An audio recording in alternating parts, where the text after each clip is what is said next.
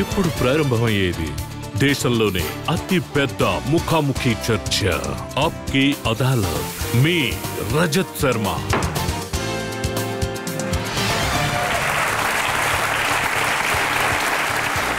నమస్కారం. ఆప్కి అదాలత్కి మీకు స్వాగతం. ఆప్కి అదాలత్లో ఇవాళ రాబోయే అతిథి ఒక ఇంటర్నేషనల్ స్టార్. ఈయన ఎలాంటి స్టార్ అంటే ఈయన గనక రింగ్లో దిగితే పెద్ద పెద్ద వాళ్ళ గుండె చాలా వేగంగా కొట్టుకుంటుంది. ఆయన ఎలాంటి స్టార్ అంటే ఆయన ఇండియాకు వచ్చినా సరే, విదేశాలకు వెళ్ళినా సరే వేల సంఖ్యలో జనాలు అక్కడికి వస్తారు. ఆయన ఎలాంటి వ్యక్తి అంటే ప్రపంచవ్యాప్తంగా మన భారతదేశానికి ప్రసిద్ధి చెందేలా చేశారు. అందరూ ఇప్పుడు రెడీగా ఉండండి. నేను పిలవబోతున్నాను ద గ్రేట్ కలీ గారిని. The great కలీ.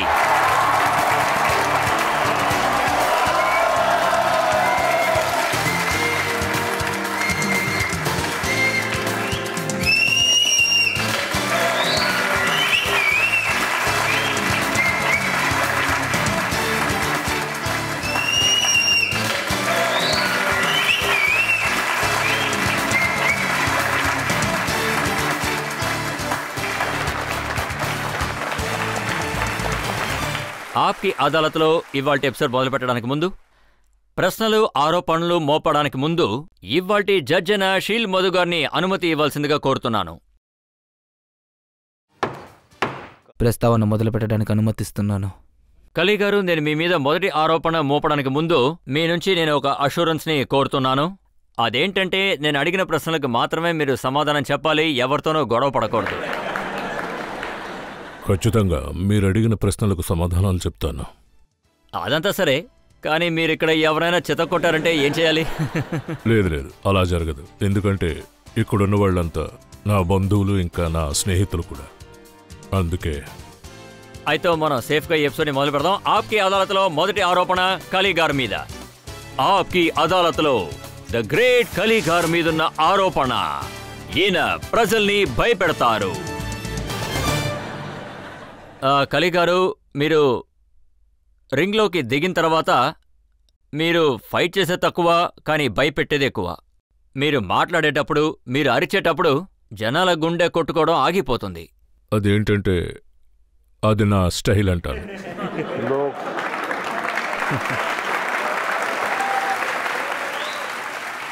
ఒక్కొక్కరికి ఒక్కో స్టైల్ ఉంటుంది. నాది అరిచే స్టైల్. తర్వాత ఇంకొకరున్నారు, అండర్టేకర్ కళ్ళతోనే బెదిరిస్తాడు. అలాగే ఇంకొకరు ఉన్నారు. ప్రతి ఒక్కళ్ళకి వాళ్ళ స్టైల్ అనేది ఒకటి ఉంటుంది. ఆ విధంగానే వాళ్ళు అలా బిహేవ్ చేస్తారు. మీరు మా ఆడియన్స్కి ఒకసారి అరుస్తారా?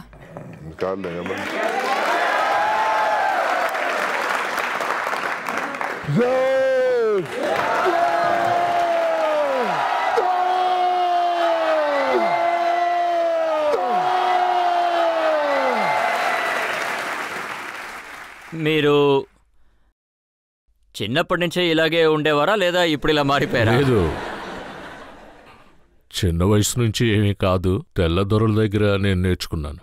వాళ్ళు ఎలా ఉంటారు, ఎలా అరుస్తారు. వాళ్ళల్లో కొంతమంది వ్యత్యాసమైన క్యారెక్టర్లు ఉంటారు. చాలామంది అలా చేస్తుంటారు. అయితే చిన్నప్పటి నుంచే మీ రూపం కొంచెం పెద్దది కదా? అవును. అదేంటంటే నా వయసుకి ఈక్వల్గా ఉన్న కుర్రాడు కొంచెం పెద్దవాడుగా ఉండేవాడు. నేనేమనుకుంటున్నానంటే మీరు మార్కెట్కి షూ కొనడానికి వెళ్ళినప్పుడు చాలా ఫీల్ అయ్యారు. సరిగ్గా చెప్పారు. అప్పుడే కదా నేను పెద్దవాడేనని ఫీల్ అవుతాను. అలా అయితే మీ షూ నంబర్ ఏంటి? అది ఇక్కడెక్కడా దొరకదు, బయట దొరుకుతుంది. అది కూడా 18వ నెంబర్.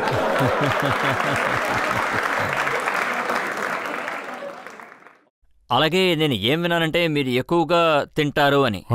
బాగానే తింటాను. ఏం తింటారు? నాకు కొన్ని సప్లిమెంట్స్ ఉన్నాయి. అలాగే నేను శాకాహారం ఎక్కువ తింటాను. అదేంటంటే పప్పు, ఆకుకూరలు, చపాతి, రైస్. ఆగండి, నేను చెప్తాను. మీరు ఇబ్బంది పడుతున్నారు. నేను సిగ్గుపడతాను, మీరు చెప్పండి. నాకొచ్చిన సమాచారం ప్రకారం మీరు 5 లీటర్ల పాలు తాగుతారు, 3 కిలోల చికెన్ తింటారు, 30 చపాతీలు తింటారు, ఆ తర్వాత కొంచెంగా ఒక 1/2 కిలో డ్రై ఫ్రూట్స్ తింటారు. అలాగేం కాదు, కానీ అది మామూలు మనుషుల కన్నా కొంచెం ఎక్కువే తింటా. అందరికీ అర్థమయ్యేలా నేను చెప్పలేను. బట్ నాకు చెప్పొచ్చు కదా.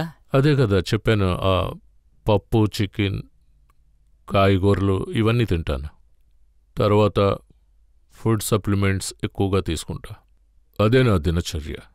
కానీ మన శరీరం ఎంత పెద్దదిగా ఉన్నప్పుడు, ఇంత పెద్ద బాడీ మనకున్నప్పుడు, ఇంత పెద్ద కాలు ఉన్నప్పుడు, అలాగే ఇంత పెద్ద షోల్డర్సెస్ ఉన్నప్పుడు, ఇలాంటి వాళ్ళకి అమ్మాయి దొరకడం కూడా కొంచెం కష్టమే కదా. మీరు చాలానే ఇబ్బంది పడుంటారు. మీరు సరైన ప్రశ్న వేశారు. అదేంటంటే ఇప్పుడు అమ్మాయిని చూడ్డానికి వెళ్తే పెద్దవాడిగా ఉన్నానని భయపడతారు. కొంచెం వ్యత్యాసం ఉంటుంది కదా సో అమ్మాయి దొరికిందా? స్పెషల్ ఇండియాలో. అది కాదు, ఏదైనా స్పెషల్గా అమ్మాయి దొరికిందా, లేకపోతే ఎక్కువ వెతికిన తర్వాత దొరికిందా? అదేంటంటే కష్టమని చెప్పడం కుదరదు కానీ స్పెషల్ అని చెప్తాను. తర్వాత తన నేచర్ నా వరకు స్పెషల్ అనే చెప్తా. ఎందుకంటే నా వైఫ్ నాకు నచ్చింది. ఆవిడ హైట్ తక్కువనా? హైట్ తక్కువ అంటే అది 5'8" అనుకుంటాను. మీ పక్కన ఎవరు నుంచినా పొట్టిగానే కనిపిస్తారు. ఎవరు నా పక్కనున్నా చిన్నగానే ఉంటారు. మీ గురించి మేము న్యూస్ పేపర్లో చదివేటప్పుడు లేదా టీవీలో చూసేటప్పుడు మీరు ఓ పేద కుటుంబానికి చెందినవారు, రాళ్లు కొట్టి బతికేవాళ్ళు, లేబర్ పని చేసేవాళ్ళు. కానీ ఇవాళ ఇదొక మిస్టరీ. మీరు ఎలా అమెరికాకి వెళ్ళి సక్సెస్ అయ్యారు? ఆశ్చర్యంగా ఉంది. మీరు మంచి ప్రశ్న వేశారు. అది నేను పేద కుటుంబానికి చెందినవాడిని. తరువాత నేను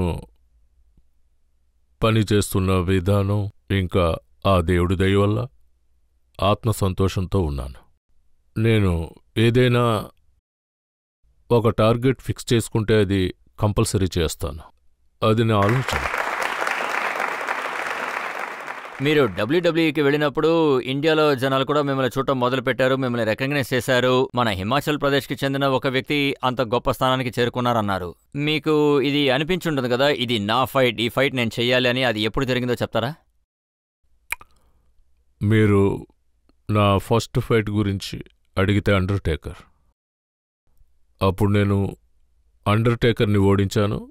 ఇక నేను బ్లాక్ బాస్టర్ అయ్యానని చెప్పచ్చు. ప్రపంచం మొత్తం నేను తెలిసాను. అలా పైకొచ్చాను. అండర్టేకర్కి సంబంధించి నాకు తెలిసినంత వరకు డెత్ మ్యాన్ అని అంటారు.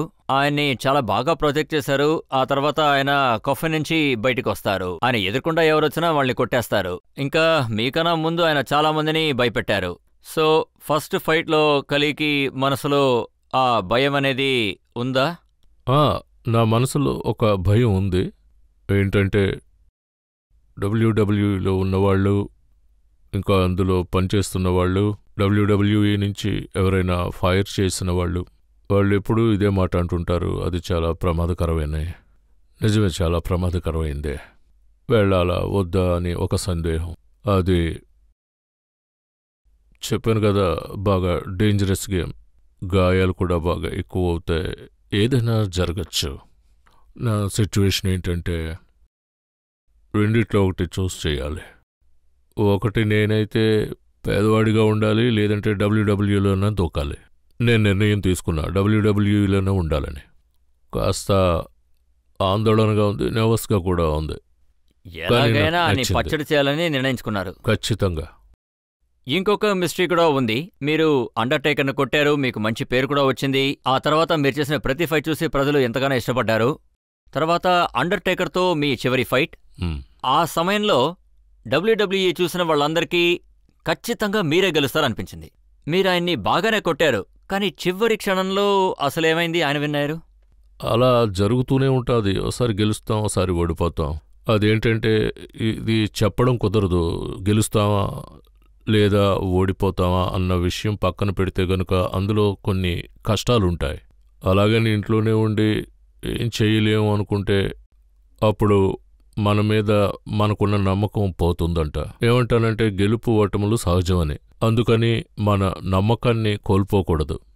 మన మనసు చెప్పింది మనం అలా చేస్తూ ఉండాలి. లేదు, చూసిన వాళ్ళందరూ ఏం చెప్పారంటే అండర్టేకర్ లాక్ ఉంది కదా, దాన్ని ఒకరు మాత్రమే బ్రేక్ చేయగలరని అందరూ చాలా గట్టిగా నమ్మారు. అది బ్రేక్ చేయగలిగిన ఏకైక వ్యక్తి కలి.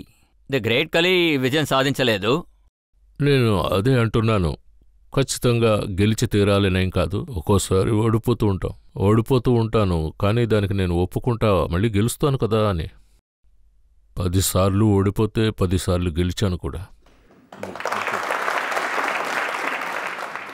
ఇప్పుడు మన స్టూడియోలో మీ ఫ్యాన్స్ చాలా మంది ఇదిగో ఇక్కడే ఉన్నారు. ఇప్పుడు మనం వాళ్ళని ప్రశ్నలు అడుగుదాం. చెప్పండి, మీలో ఎవరైనా అడగాలనుకుంటున్నారా? వీళ్ళందరూ మీ గెలుపును చూసి సంతోషించేవాళ్ళు, మీరు ఓడిపోతే బాధపడేవాళ్ళు. మీరు రెడీమేడ్ డ్రెస్సులు కొంటారా లేకపోతే కుట్టించుకుంటారా?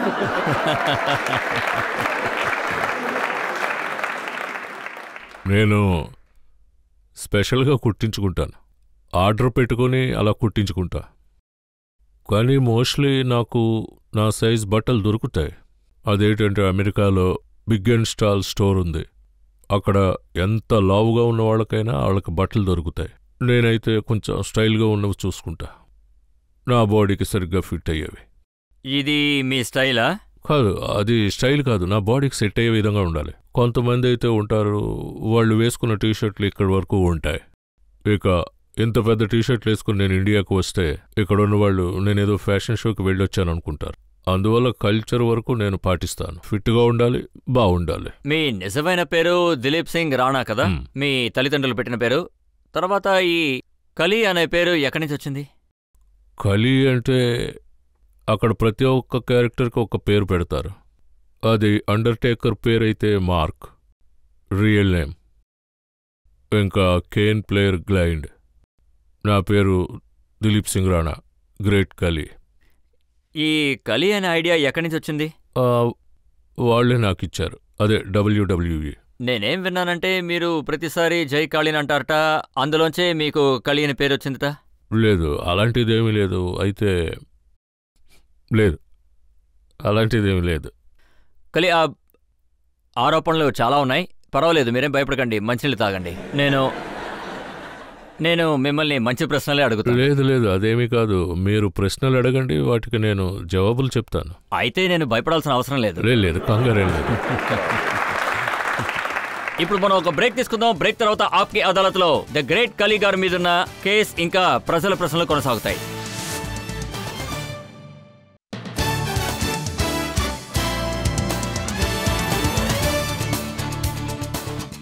ఆప్కి అదాలత్లో ఇవాళ మన ప్రజల తరపున కేసు నడుపుతున్నది చాలా ఫేమస్ రెజ్లర్ అయిన కలి గారి మీద. ఆప్కి అదాలత్లో తర్వాత ఆరోపణ. ఆప్కి అదాలత్లో ద గ్రేట్ కలి గారి మీదున్న ఆరోపణ. ఈయన వైలెన్స్ ని నేర్పిస్తూ ఉంటారు. అదేంటంటే కలి గారు, ఇది గాంధీ గారి దేశం, ఇక్కడ అహింస నేర్పబడుతుంది. కానీ మీ షో చూసిన తర్వాత చిన్న పిల్లలు కూడా ఒకరినొకరు కొట్టుకోవడం మొదలు పెడతారు.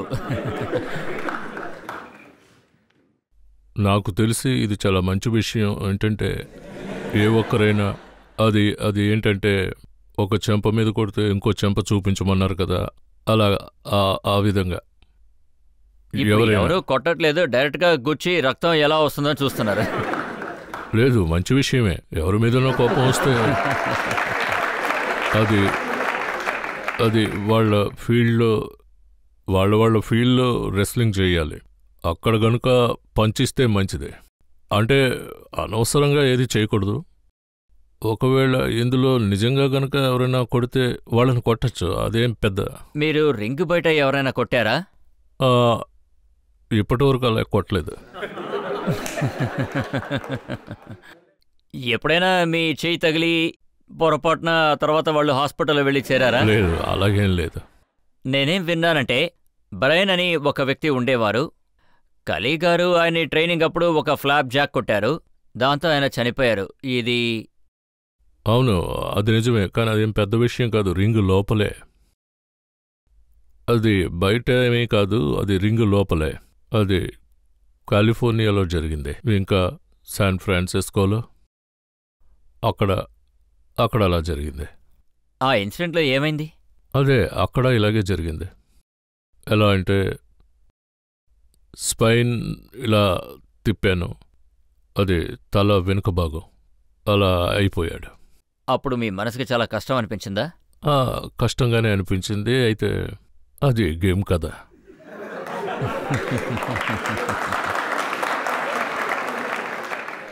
మిగతా వాళ్ళు మిమ్మల్ని కొట్టేటప్పుడు మీకు బాగా దెబ్బలు తగులుంటాయి కదా? దెబ్బలు తగులుతాయి. అయితే మీ బాడీలో చాలా దెబ్బలు తగులుంటాయి. నాకు చాలా చోట్ల తగిలాయి. తలకి తగిలింది, కాళ్ళకి, బ్యాక్ సైడ్ చాలా పెద్ద గాయాలయ్యాయి. రెస్లర్ అంటేనే అంతే కదా, అందరికీ అలాగే జరుగుతాయి. అలాంటప్పుడు మీ ఆవిడ మీకు చెప్పలేదా ఇదంతా ఎందుకండి, వదిలేయండి, మీకే మంచిది అని? తను ఎప్పుడు చెప్తూ ఉంటుంది వదిలేయండి అని, ఈ రెస్లింగ్ మనకెందుకు, విడిచిపెట్టండి అని అంటుంది. కానీ ఇంట్రెస్ట్, నాకు చాలా ఇంట్రెస్ట్. కానీ మీరు విడిచిపెట్టరు. విడిచిపెట్టినా సరే, మీరు వదిలేసినా నేను మిగతా వాళ్ళకి నేర్పిస్తాను.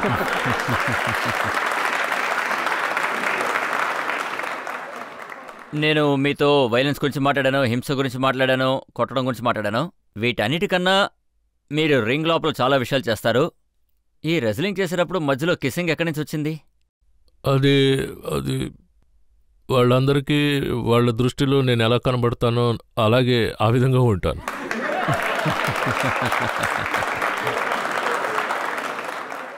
నేను మీ గురించి రీసెర్చ్ చేస్తున్నప్పుడు యూట్యూబ్లో ఈ విషయం చూశాను, చాలా వీడియోస్లో చూశాను. అన్ని వీడియోస్లోనూ కలీ గారు గొడవ పట్టం కన్నా కిస్సింగ్ ఎక్కువ చేశారు. అయితే అందులో అన్ని ఏజ్ గ్రూప్ గల అమ్మాయిలు ఉన్నారు. ఖచ్చితంగా మీరు అన్నది నిజమే. అదేంటంటే అందరూ అంటుంటారు అది 60 నుంచి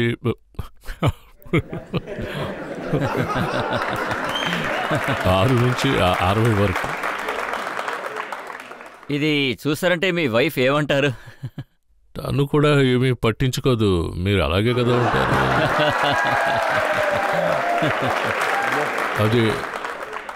అదంతా కెమెరా ట్రిక్కే. అది వాళ్ళు ఎలా చేస్తారో కూడా నాకు అసలు తెలియదు. నా భార్యకి చెప్తాను అదేం ఉండదు, పట్టించుకోకు అని. మీరు మీ వైఫ్ దగ్గర ఇది కెమెరా ట్రిక్ అని చెప్పిన వెంటనే ఆవిడ దాన్ని నమ్మేస్తారా? లేదు, తను నమ్ముతుంది. తను చాలా చాలా మంచిది. అదే చెప్తున్నా, తను బెస్ట్, చాలా చాలా మంచి అమ్మాయి. సరే, మీకు పర్సనల్గా ఏది ఇష్టం, ఈ గొడవలా లేదా కిస్సింగ్ సీనా? మీరు చెప్పండి, మీకేమి ఇష్టం?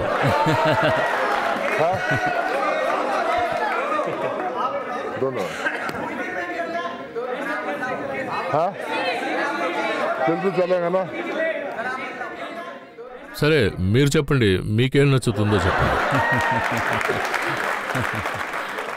ఇవాళ మీకు చెప్పే అవకాశం మాత్రమే ఉంటుంది, నేను ప్రశ్నలు మాత్రమే అడుగుతాను. మీతో పాటు ఎప్పుడు పుట్టిగా ఒక ఆయన ఉంటారు కదా, ఆయన పేరేంటి? రంజన్ సింగ్. ఆయన ఇంగ్లీష్లోనూ పంజాబీలోనూ మీరు చెప్పేది రెజ్లర్స్కి ట్రాన్స్లేట్ చేస్తూ ఉంటారు కదా. నేను చూశాను, ఆయన భయంకరంగా అరుస్తారు. Punjabi play boy the great Khali. మీరు ఒకసారి స్టేడియంలో చెప్పారు, స్టేడియంలో ఉన్న వాళ్ళందరికీ చెప్పారు, కిస్ చేస్తే స్టేడియంలో వాళ్ళందరూ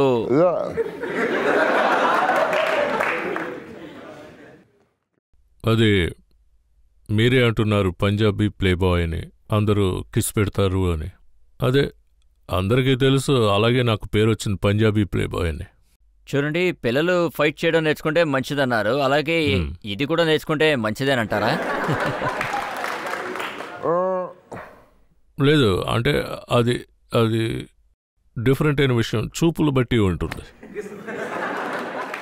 అది నాకు తనకి ఎటువంటి సంబంధం లేదు, అది ఒక ప్రోగ్రాం.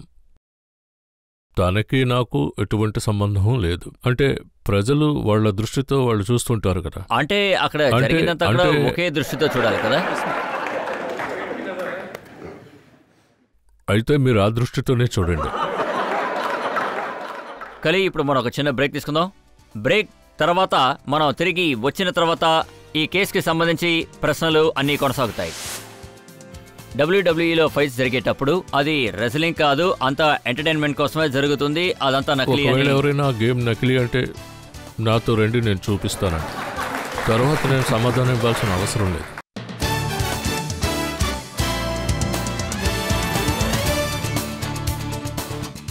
ఆప్కి అదాలత్లో ఇవాళ మనం కేసు నడుపుతున్నది ద గ్రేట్ కలీ గారి మీద. ఆప్కి అదాలత్లో తర్వాత ఆరోపణ.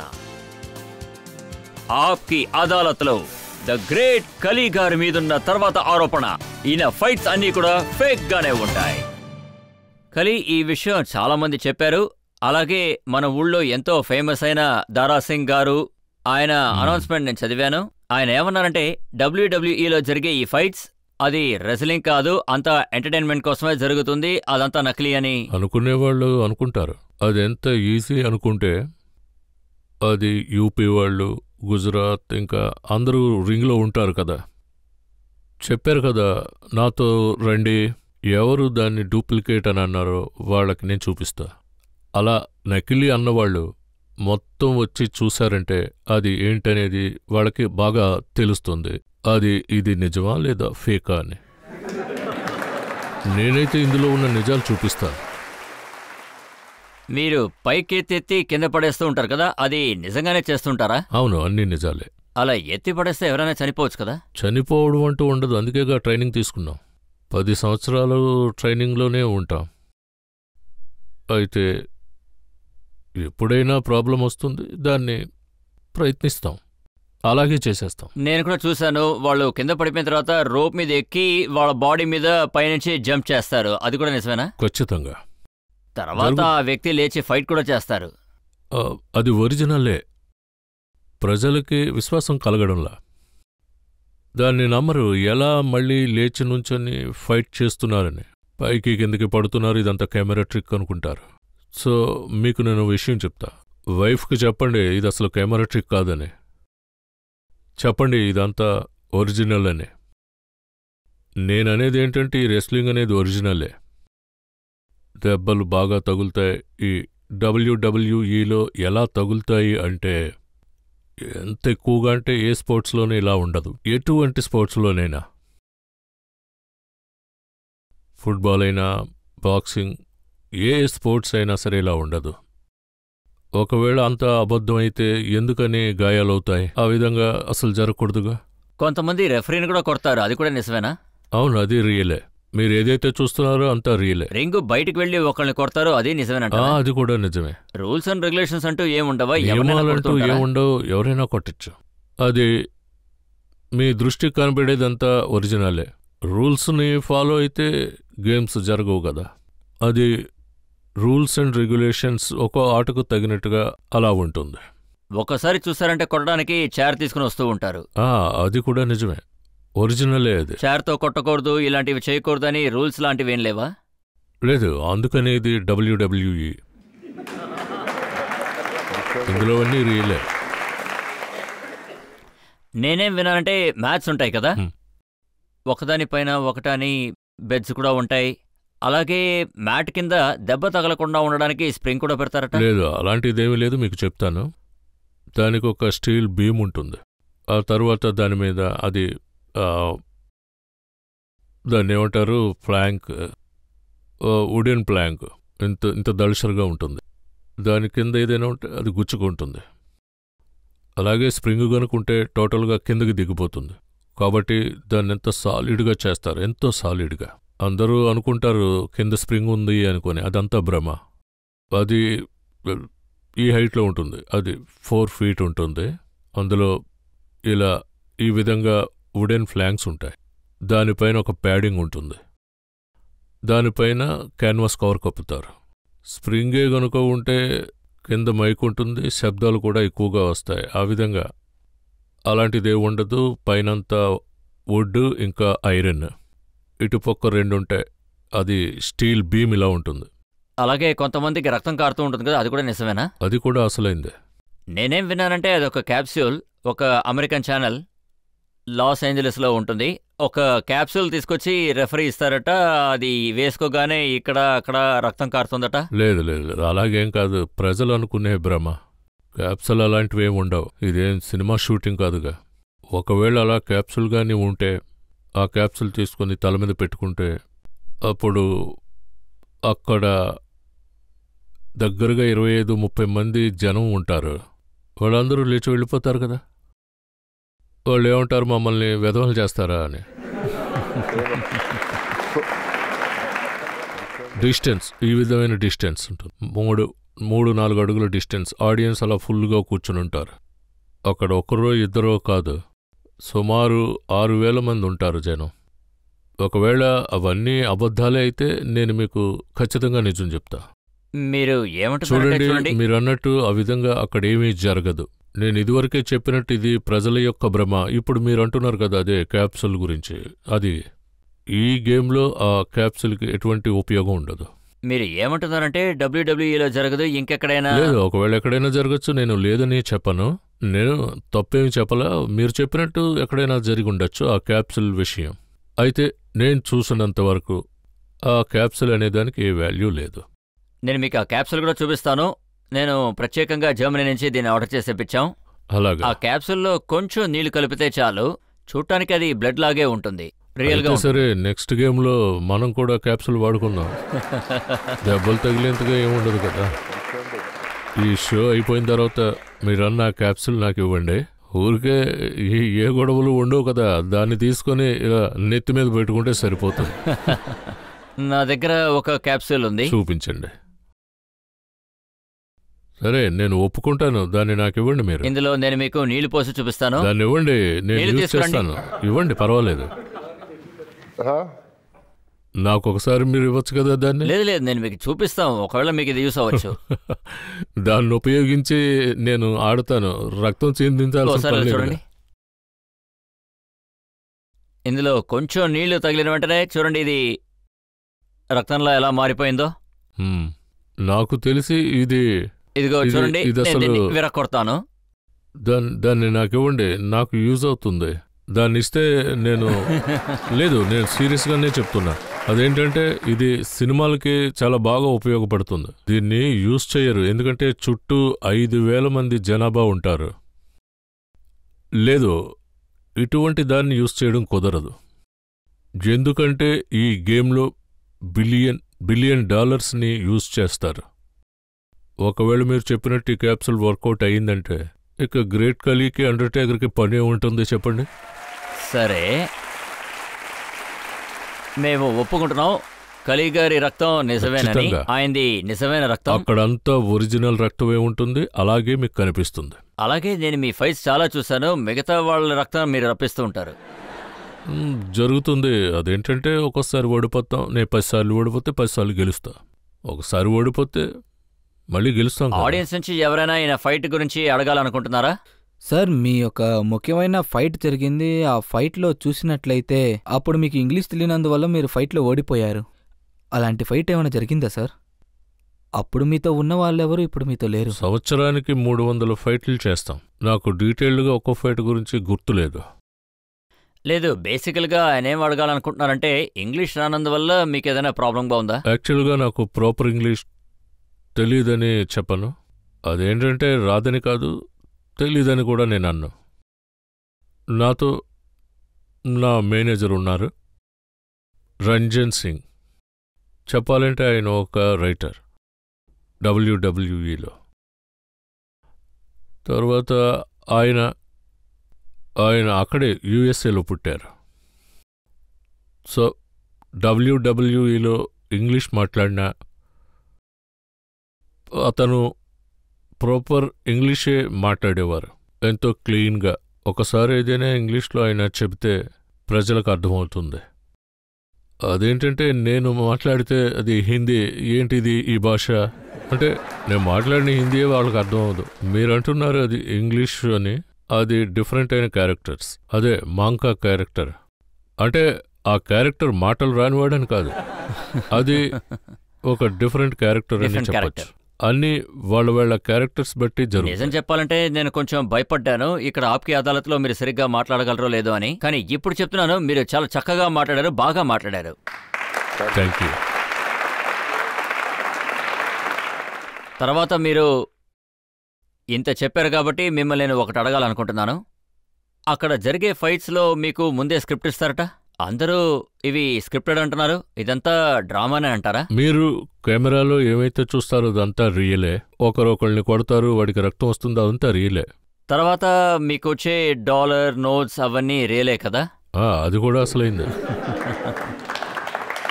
ఖలీ, మీరు చాలా చక్కగా ఎంతో నిజాయితీగా సమాధానాలు చెప్తున్నారు. ఇప్పుడు ఇంకొక చిన్న బ్రేక్ తీసుకుందాం. బ్రేక్ పూర్తయి మనం వచ్చిన తర్వాత ప్రజల తరపున ఖలీ గారి మీదన ప్రశ్నలు సమాధానాలు కొనసాగుతాయి. జపాన్ టైమ్స్ ప్రకారం ఖలీ చెస్ట్, ఖలీ షోల్డర్, ఖలీ చేతులు ఇవన్నీ ఒక జబ్బు వల్ల బాధింపబడ్డాయని. దీనికి నేనేం చెప్తాను? నేను ఇక్కడే కదా ఉన్నాను, ఆరోగ్యంగా ఉన్నా, బలంగా ఉన్నాను.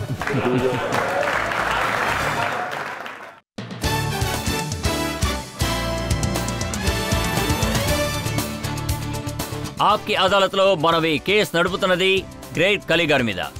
ఆప్కి అదాలత్లో తర్వాత ఆరోపణ. ఆప్కి అదాలత్లో ద గ్రేట్ కలీ గారి మీదున్న తర్వాత ఆరోపణ. ఈయన దేశంలోని రెగ్యులేషన్స్ ని బ్రేక్ చేశారు. మీరు రింగ్ లో రెజ్లర్స్ చేతులు విరగొట్టడం నేను చూశాను. ఒకరు నెత్తి మీద కొట్టారు. ఇప్పుడు పంజాబ్ పోలీసులు ఏమంటున్నారంటే మీరు రెగ్యులేషన్స్ ని బ్రేక్ చేశారని, మిమ్మల్ని సస్పెండ్ చేశారని మేము న్యూస్ పేపర్లో చదివాము. మీరు చెప్పింది దగ్గరగా నిజమే. నేను పేపర్లో చదివాను, కానీ అఫీషియల్గా ఏమీ రాలేదు. అయితే నేను ఇందులో చేరింది స్పోర్ట్స్ కోటాలో జాయిన్ అయ్యాను. సో స్పోర్ట్స్ కోసమే నేను చేరాను. నేను పంజాబ్ పోలీసు వాళ్ళ పేరు నిలబెట్టాను. ప్రారంభంలో బాడీ బిల్డింగ్ చేశా. అందులో నాకు వీలైనంత బెస్టే ఇచ్చానంటాను. ఇక ఇప్పుడు రెస్లింగ్లో ఉన్నా. నా ఉద్దేశం ఇండియా పేరు, పంజాబ్ పోలీసుల పేరు నిలబెట్టాలి. అలా నిలబెట్టాను. పంజాబ్ పోలీస్ డిపార్ట్మెంట్లో 5 ఏళ్ళు లీవ్ అడిగాను. వాళ్ళు అన్నారు 5 ఏళ్ళు తీసుకో, నువ్వు వెళ్ళు వితౌట్ బెయిల్ అన్నారు. 5 ఏళ్ళు వితౌట్ బెయిల్ నేను లెటర్ రాశాను. మీరు పర్మిషన్ అడిగారు? నేను పర్మిషన్ లెటర్ని 2-3 సార్లు పంపించాను. ఇది మనం ప్రజలు అడిగి తెలుసుకుందాం. కలీ గారు తిరిగి ఇక్కడికి రావాలా లేదా అమెరికాకి తిరిగి వెళ్ళిపోవాలా?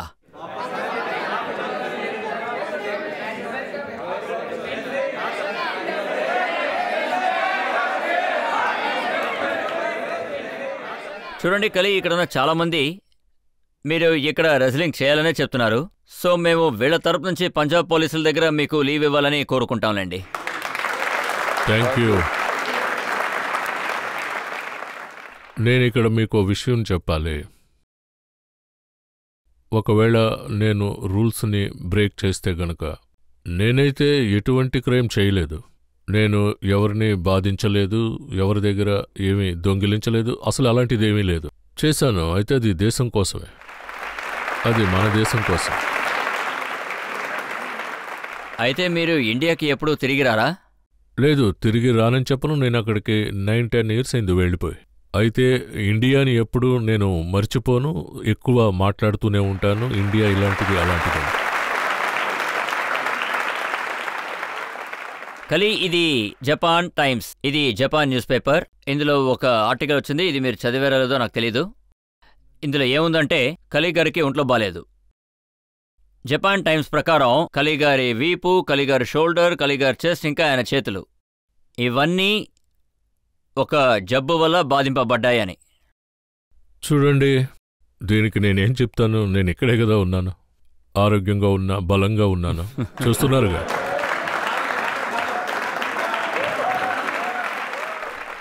అది అలాంటిదేమీ లేదు, ఊరికే.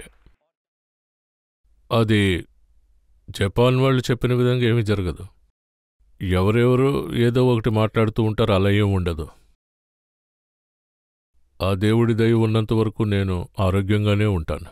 ఎంతో దృఢంగా ఉన్నా, రెస్లింగ్లో ఉన్నాను. ఇక ముందు కూడా చేస్తాను, అందరినీ కూడా చేరుస్తాను.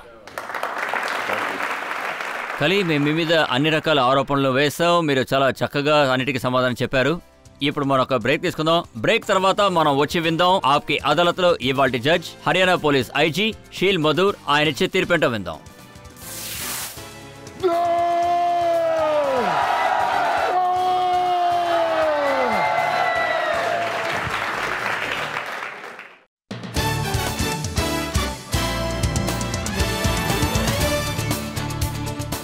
Welcome back. ఆప్కి అదాలత్లో ఇవాళ మనం కేసు నడిపింది ద గ్రేట్ కలీ గారి మీద. మనం కలీ గారిని అడిగాం ఆయన బాడీ గురించి, ఆయన చిన్నతనం గురించి. కలీ గారిని ఆయన ఫైట్స్ గురించి అడిగాం, అవన్నీ నిజమా అబద్ధమా అని. మనం ఆయన మీద ఈ ఆరోపణ కూడా వేశాం, ఆయన ఫైట్స్ వల్ల ఈ దేశంలో వైలెన్స్ పెరుగుతుందని.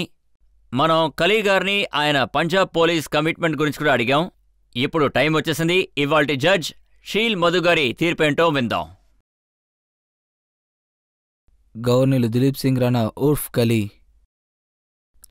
అదేంటంటే మీ మీద ఏ నేరాలనైతే మోపారో దానికి చాలా తెలివిగా ఇంకా స్వచ్ఛమైన మనసుతో నిజాయితీగా సమాధానాలు చెప్పారు. కాబట్టి మీ మీద న్యాయస్థానంలో ఏ నేరాలైతే మోపారో వాటి నుండి మిమ్మల్ని ఈ న్యాయస్థానం గౌరవంగా విడుదలిస్తుంది. అలాగే మీరు రింగ్లో ఎలాగైతే నించుంటారో మీ 2 చేతుల్ని పైకి లేపి ఎంత గట్టిగా అరుస్తారో అదేవిధంగా ఇంకొకసారి ఇక్కడ అరిచి వినిపించండి.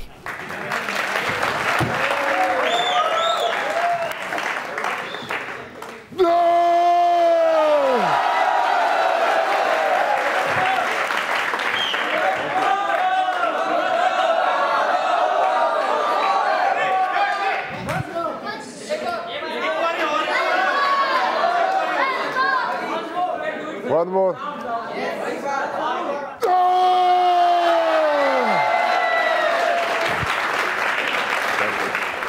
కలీ గారు ఎలాగైతే భారతదేశానికి పేరు తెచ్చిపెట్టారో అదే విధంగా డబ్ల్యూడబ్ల్యూఈలో రెజ్లింగ్ చేస్తూ ఉంటారు. అలాగే ప్రజల్ని ఎంటర్టైన్ చేస్తూ ఉంటారు. మన దేశ ప్రజల మనసులు ఇంకా గెలుచుకుంటారు. ఇంతటితో ఇవాల్టి షోని మనం ముగిద్దాం.